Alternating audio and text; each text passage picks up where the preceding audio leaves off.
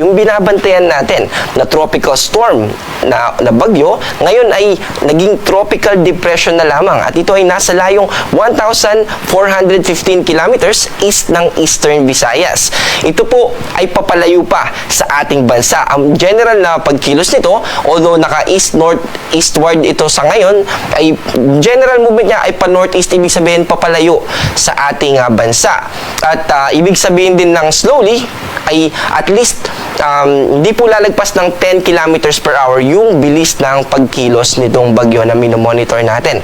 Yung epekto na lamang nito ay umaabot dito sa Surigao del Sur at sa Davao Oriental. Pero habang papalayo pa po yan, ay mas mababawasan pa yung epekto niyan. Posibleng sa mga susunod na oras ay hindi na po ito makaka-apekto indirectly or yung trough niya, extension ng kaulapan, ay mas mabawala o mababawasan pa yung kanyang epekto. Samantala, ang pinaka nakaka-apekto po sa atin sa kasalukuyan ay itong hanging amihan o northeast monsoon.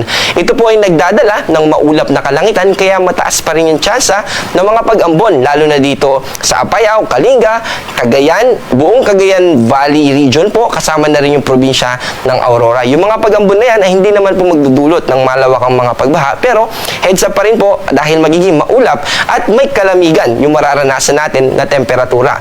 Dito sa Metro Manila at sa natitirang bahagi ng ating bansa ay mababa po yung tsansa ng mga pag-ulan. Pero posible pa rin naman yung mga patches o yung mga maliliitang mga kaulapan na posibleng magdulot ng panandaliang pag-ulan lamang. At yung amount naman ito ay hindi natin nakikita na posibleng magdulot ng mga talagang pagbaha o pagguho ng lupa.